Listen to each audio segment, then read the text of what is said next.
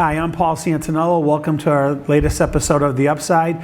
Today, my guest is our Longmeadow tree warden, Leah Grigorov. Did I do okay with that? I beat it up too bad? Okay. No, you got it. So, in case you didn't know, Longmeadow has a tree warden. So what I want to do is, because there's a lot of things I want to talk about with that, but what does a tree warden do in Longmeadow? So there's what a tree warden does by requirement per law, and then what a tree warden does on top of all the other things. So under Massachusetts General Law, Chapter 87, every town's required to have a tree warden.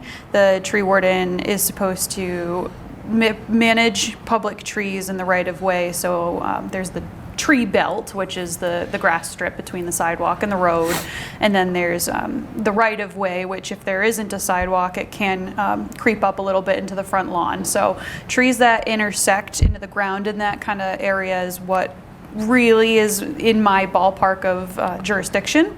So managing is something anywhere between removals, pruning, if we need to fertilize or treat the trees for something.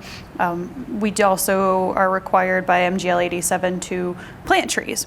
And that's kind of the cut and dry for what I'm required to do under that law, but of course it's so much more. And in a town like Longmeadow, I could have unlimited hours and I'd be all over the place. So yeah.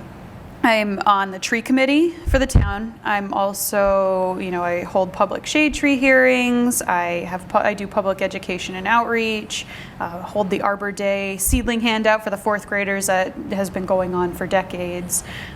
Plenty of things like that, educating the public on other things, maintaining my own credentials to make sure that I'm staying up to date with what the proper tree industry practices are, and all that kind of stuff. All right. So you mentioned the tree committee, and it's been around for a while. Why don't you tell people, what does the tree committee do? Yes, the tree committee, it's a 7-member board. So there's the tree warden and the Parks and Rec director. We're both on the position holders, and then it's a resident board of 5 residents that are appointed by the select board, and they have a few different goals and of their own, which are public outreach and education, which we've seen a huge shift towards recently, and really putting that on the forefront, as well as aiding the tree warden with stuff that I do in terms of education, creating bylaws, supporting me on that through that process, which is something that had just came at fall town meeting, kind of bringing stuff to the residents' attention, especially since these people have been here, they're in it. Like I am not a Longmeadow resident, so I do what I can, of course, and come with my outside perspective. But these 5 residents, they're here, they're neighbors and people that are just so vested and interested in these trees, and it's wonderful to have their support.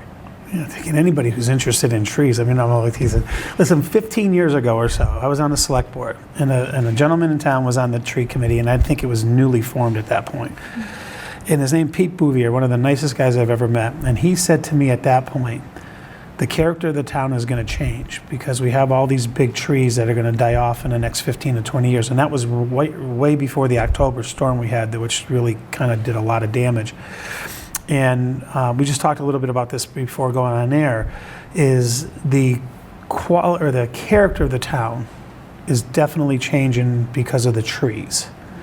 And one of the questions in my mind that I have is, we don't replace big trees with big trees. Why is that?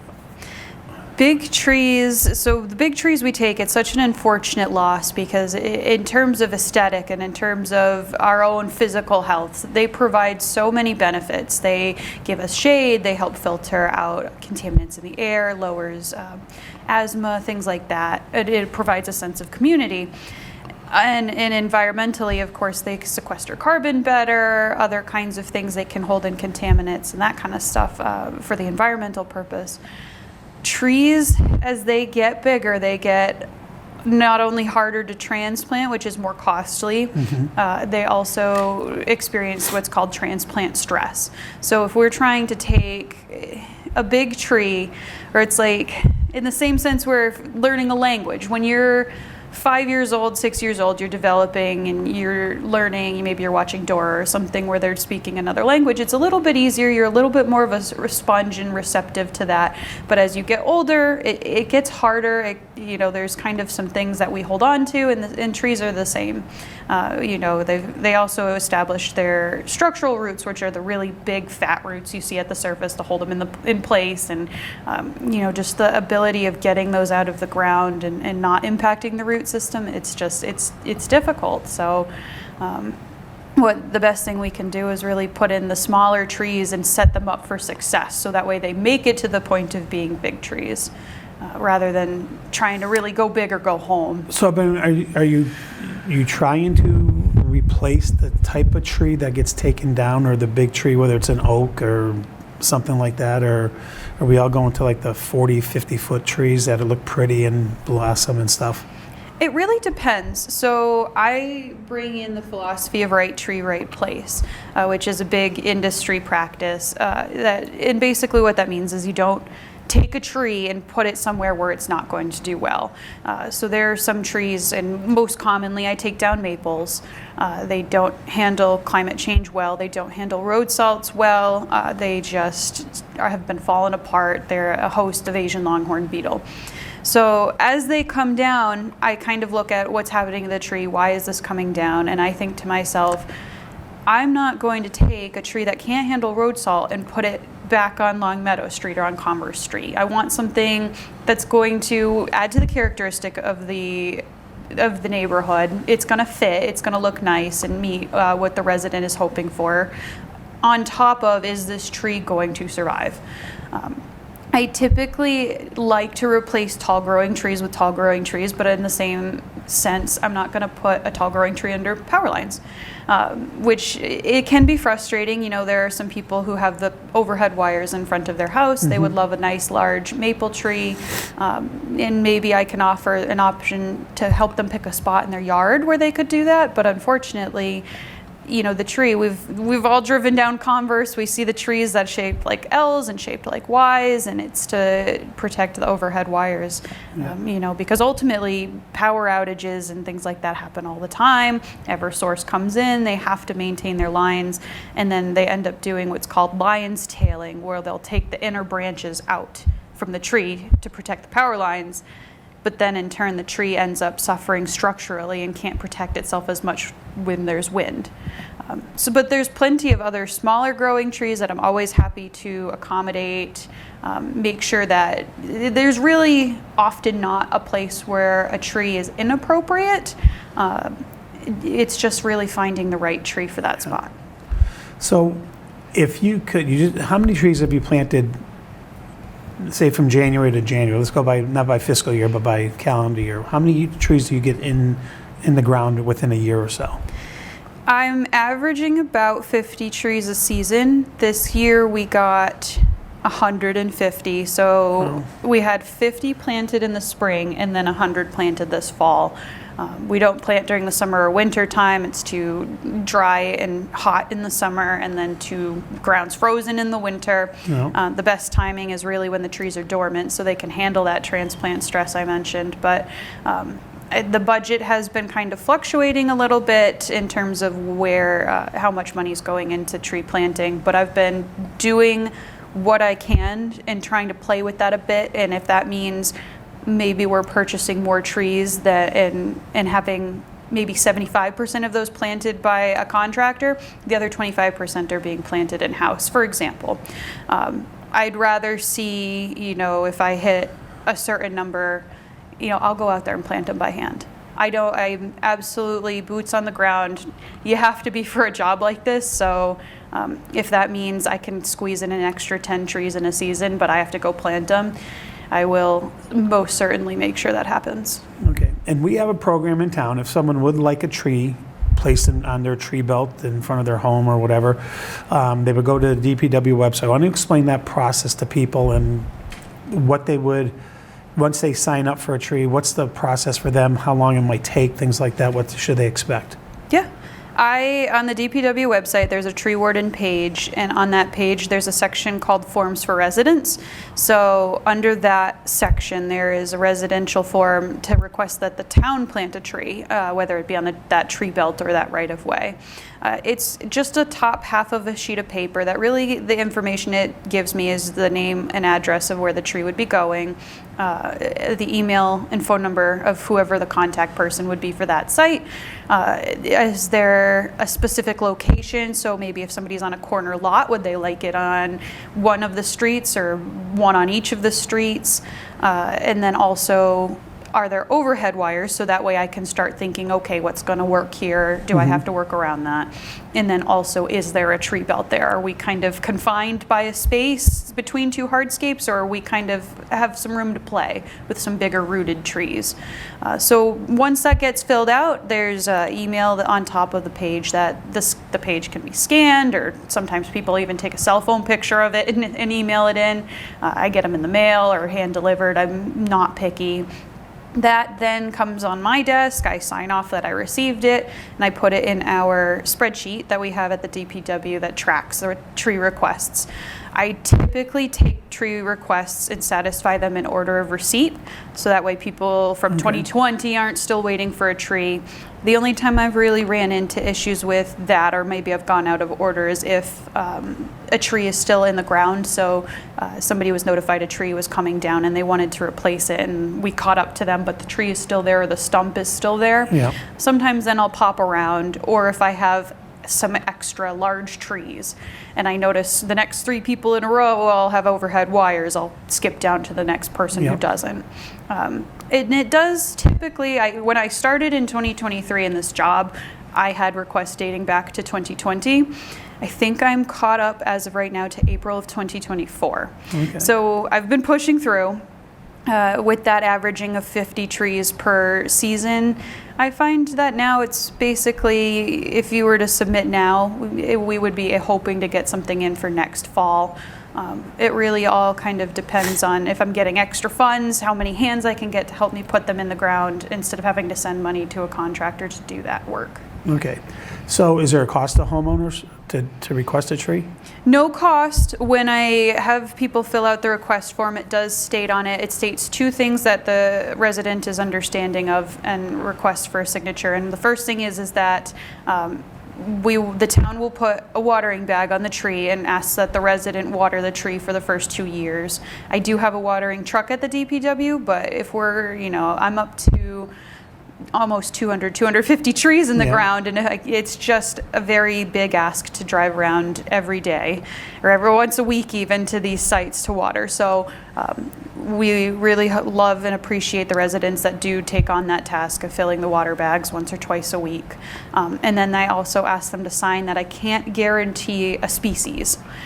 So if somebody really has their heart out for a ginkgo tree and that's all that they can think of, I typically say I'm happy to plant that if you purchased it yourself. I can try my best to get that, but if I can't, please be understanding that we'll find something similar, but I can't guarantee it.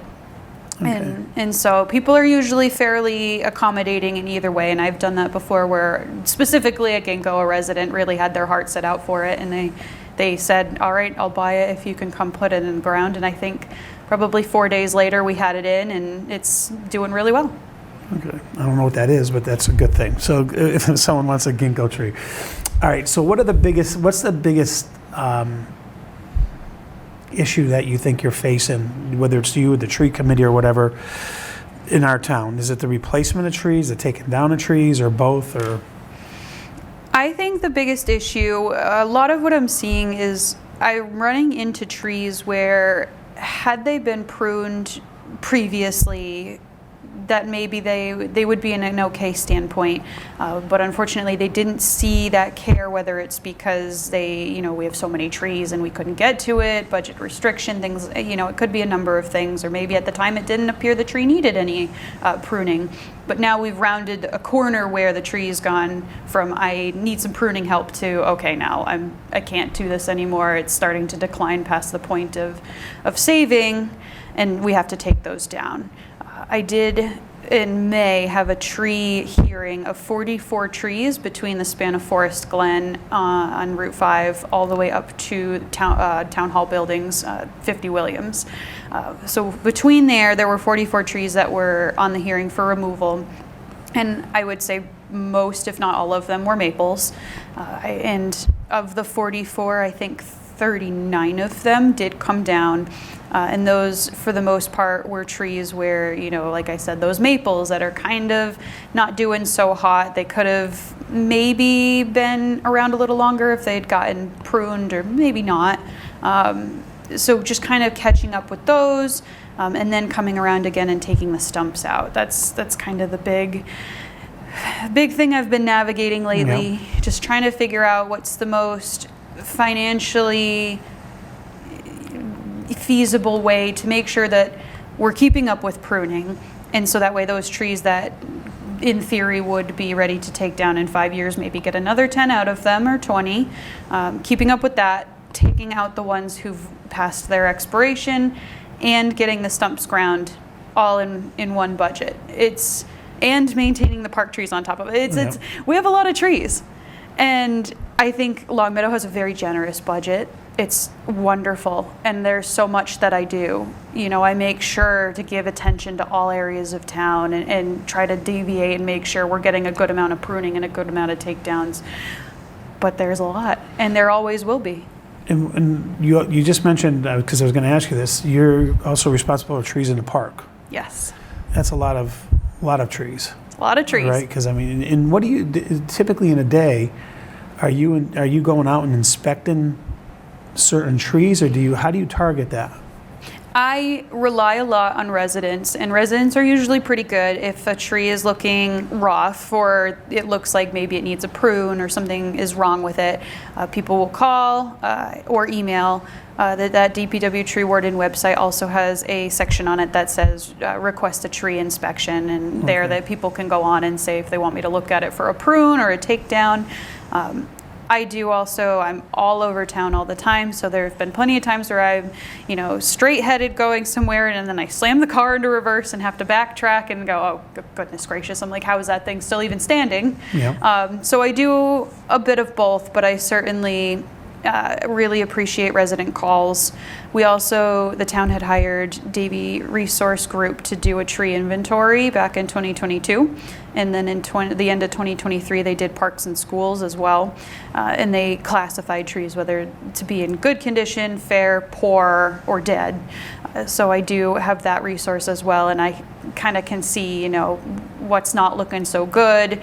They maybe said something needed an annual inspection, so I can check what they said needed an annual inspection and go do those as well. Okay. So let me ask you this. This has nothing to do, what got you into trees? It's been a trip. So I graduated from UMass in 2020 with a bachelor's in natural resources, and I actually came from the wetland permitting side of things. I was in Wellesley for a year in their conservation office, and then in Westboro for 2 years in their conservation office as assistants for both. And then Longmeadow created their position. It's a tree warden and conservation agent position in 2023.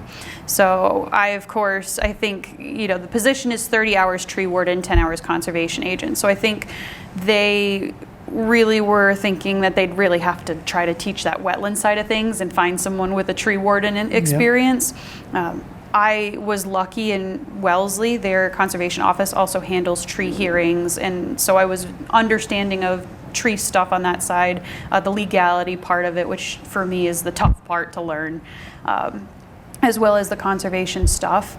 And I had that natural resources background that had a lot of tree-related courses in it.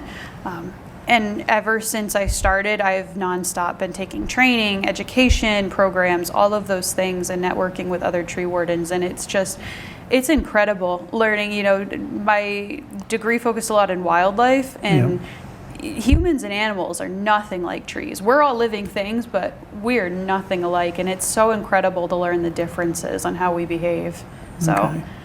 So a question I've had, because I've had a lot of people ask me over the years, what happens at a tree hearing? Because you mentioned that you have a public hearing, and it's required by law.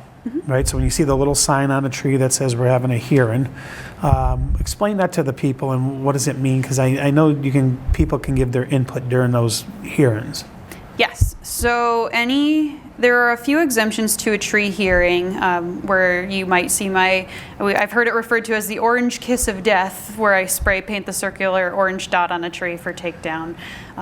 Typically the way it's written in Mass General Law is if it's endangering a man traveling on a highway.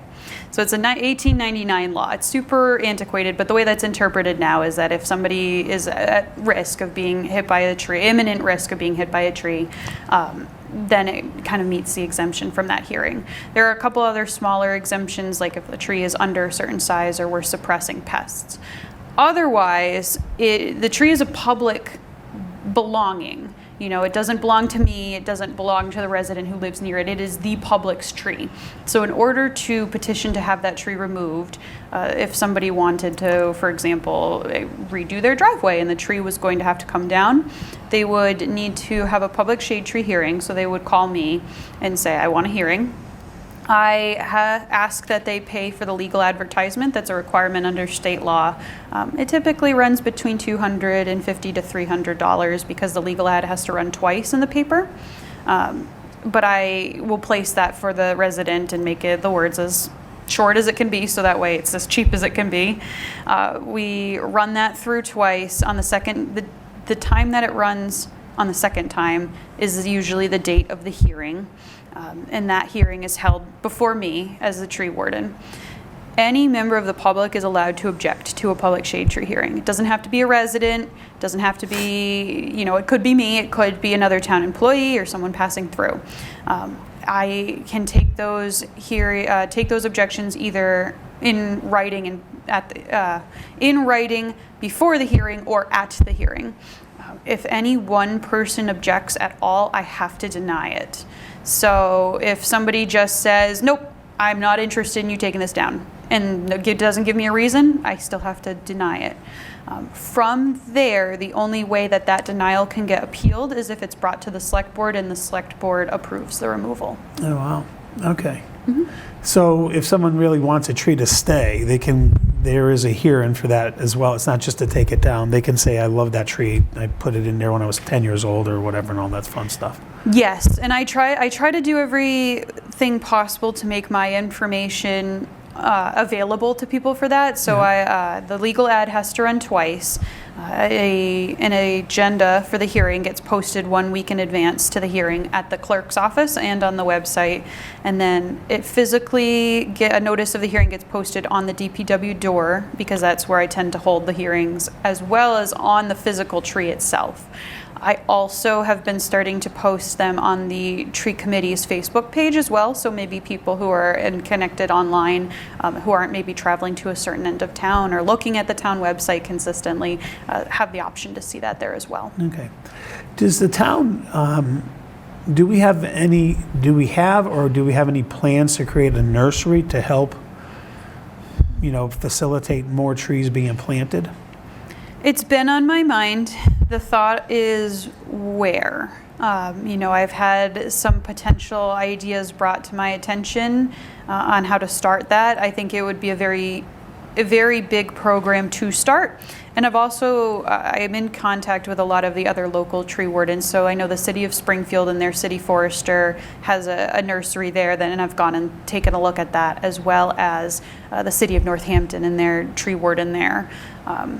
Different varying degrees of what they do and the size and of their operations. I think it's something that I would love to continue to look into, and we'll need to get a bit more information on how to get that off the ground. I think once it's going, it would be a great process, but getting it to being off the ground is the big part. Okay. So are there limitations? Is it a budgetary thing every year as to how much money you can put into how many trees X dollars equals X trees? Is that the biggest deterrent from planting more? That and identifying locations. So we do have the inventory, which is great for identifying locations of need, on top of having the hands on the ground to do the physical work. There are grants available. I did go for a grant this year, not for planting, but for getting myself additional hands, getting myself an assistant who would be a summer position, and they would just kind of help me out in terms of doing some pruning that's smaller, as well as doing some hand planting, so we wouldn't need to send as much money to a contractor. But I think depending on how that goes this year, I'd like to then go next year for a planting grant. Okay. Yes. All right. Is there anything else that people should know about what you do or the process of getting trees? Or is there anything else that I missed something? I think a big thing that I really like is I love when people just call and they tell me stories. They tell me about their trees, ask how they can get involved, ask about things that you see around town. So a big thing that I think is a huge education starting point is all of those 2x4s on Route 5, which anyone who's gone through the teepees, the art exhibits, they were trunk armor for protecting the trees during the construction that's going on there. But I did the amount of calls that came in. First, of course, they were painted pink with dots, and I had the first call I got, my heart sunk. They said, "Are these trees coming down?" I'm like, "Oh my goodness, no, they are not." So I flew out in the car to take a look, and I saw they were putting the wood up. And for me, being an arborist, a tree person, I'm like, "Oh, they're just putting the protection up." Yeah. The flood of phone calls that came in, it was great though. People cared. It showed that people were interested. They wanted to know what was happening. Yeah. I think that there's opportunity to do more for tree protection. I think this is showing that there's a start to this becoming a big thing in town. Eyes are on trees all over the place, and so I loved that. I love when people call me and they say, my tree, I don't want it to come down. Can you take a look at it? Can you tell me what's going on? And that's another big thing too. Oftentimes people think, the trees on the tree belt in front of their house, it's their responsibility. It is a town tree, so I've got funds put aside to do work on that tree, whether it's pruning or removal or treatment. I myself, like I said, got into this work too because I love being outside. I've grown a pretty decent setup with a hand saw, a pole saw, those kinds of things. So anytime a tree on the tree belt is touched, it has to be approved first by the tree warden. So people have these smaller trees, they want to see it be healthy, or maybe they see there's some diseased branches. I'll come out there and cut it for them. It's one of those things where I think it's done with well intention, that people want to try to help it heal. Yeah. The issue is like I mentioned before, trees are so complex that if they're not pruned in a particular way, they will start to show signs of that, and they'll show additional signs of stress and sickness and whatnot. So I think that's another big thing too, is just call me. I try to be quick, and I try to be as helpful as I can be. Yep. Which I know sometimes with trees you look at it and you go, we just have to wait. We just have to let it do its thing, and it's not always, I don't like delivering that news, but sometimes it's what it has to be. But in my mind, being able to say that to somebody at least gives them a sense of idea of what's happening. So yeah, and it's one of those things. It's qualitative, not quantitative, in a sense. I mean, you can plant as many trees as you want to plant, but this town has changed, and I hate to say, I didn't walk both ways uphill to go to school or whatever, but I've been in town for, it's going to be 38 years, and my street was a canopy, driving from Longmeadow Street all the way down to Riverview Ave. You didn't see the sunshine until you hit the intersection, and that's all changed. And it's not just my street, it's all over, whether it's from the October storm, the trees just getting old and stuff. So it does, whatever we do with trees just keeps that quality of life. It's not a measurable thing, in my opinion. You can't put it on a chart and say, we planted so many trees so people are happy. But when they're not there is when you notice them. And I can tell you, on my street, I think we as a town, took down 3 trees in a matter of about a month. and they were big ones. And it looks completely different now in front of those houses, and it's a different character. It doesn't mean it's bad. It's a different character looking.